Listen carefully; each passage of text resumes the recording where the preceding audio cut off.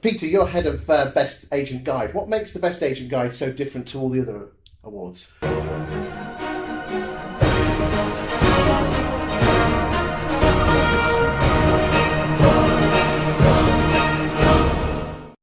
Well, we set the Best Estate Agent Guide up last year, following 15 years of running the Sunday Times Awards. Because they were good. Thank you, and we thought they were too. But the thing was, we were only ever able to get, at peak, a third of the market to be engaged with it. And that, by the way, is 3 times any of the other awards. My understanding is that the others get at best about 10% of agents. So we tried everything we knew to get more and more people involved, and unfortunately we just couldn't get any significant increase. And I wanted it to be whole of market. I think if it's going to be really, really representative of what is going on, it shouldn't just be those agents that elect to enter or pay to enter or whatever combination.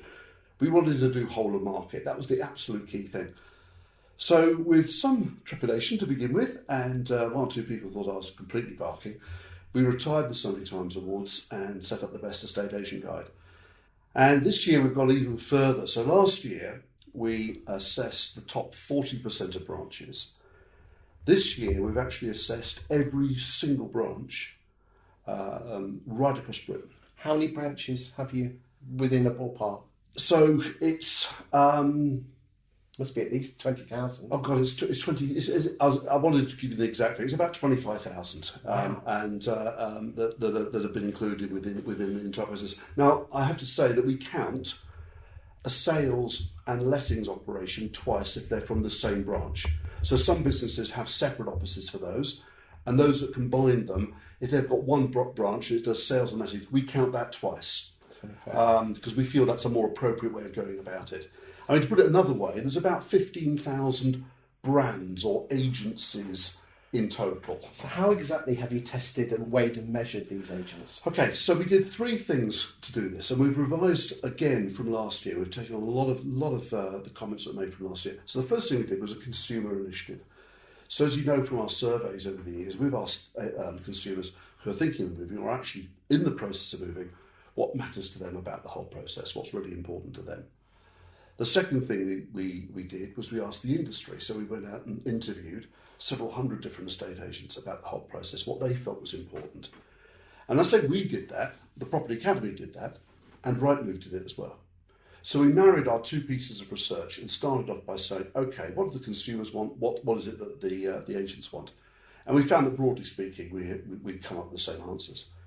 So we then mapped out, based on what others have said, or those 2 groups have said are important, a series of questions to interrogate data with. And Rightmove basically interrogated all of their data to understand things such as, did a property sell? Yes or no? Did it let? Yes or no? How long did it take? Yeah. And so on and so forth.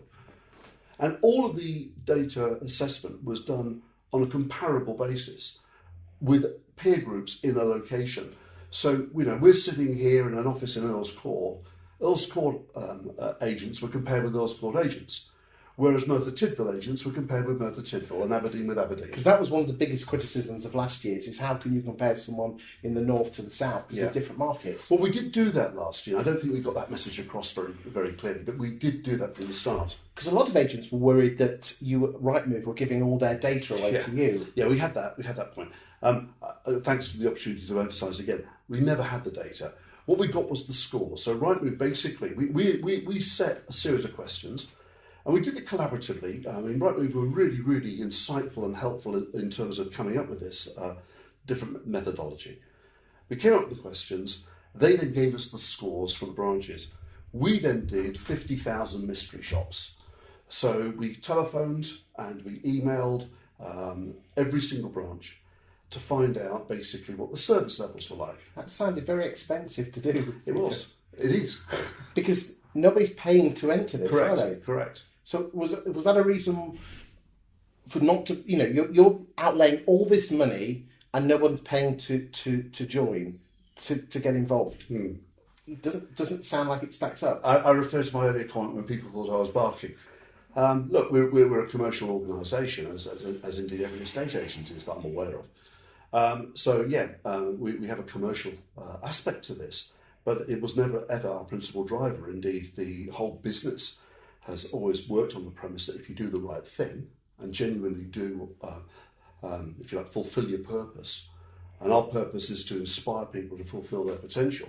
You personally, or the Property Academy? The Property Academy and the colleagues that I work with, and the two people I work with, and that's been our driver. And we believe, and it's been proven to date, that if we do the right thing and do it well, then the money will follow. But I'm not, attempting to become or appear to be philanthropic about this. We do make money from it, absolutely. But the way we make money from it is rather than forcing people into doing anything, we carry out the assessment at our cost. We carry out all the mystery shops at our cost. We carry out the analysis at our cost. We then provide the best estate agent guide for consumers looking to either rent or let out their property or to sell their property. We provide that for free of charge. Every single estate agent that makes the best estate agent guide that appears within it for free. So everything's done for free, which some people have a real problem with, Chris, which is really, really surprises me, because they go, you just done it for the money. I go, well, no, we're doing all of this for free. Now, if they then wish to... Well, they're not in it for free, are they? Well, exactly. If they then wish to, and this is the key thing, if they want to, and they see the value in being able to market their attainment, and luckily, perhaps, I say luckily, maybe that's not the right word, but enough agents have done so, and the reports that have given back to me from last year was to say, it's been excellent, at a time where they're under massive pressure to substantiate fees, for example. When someone's thinking of selling a house and they go, why would I pay you twice what I could pay, 3 times, 4 times what I could pay somebody else?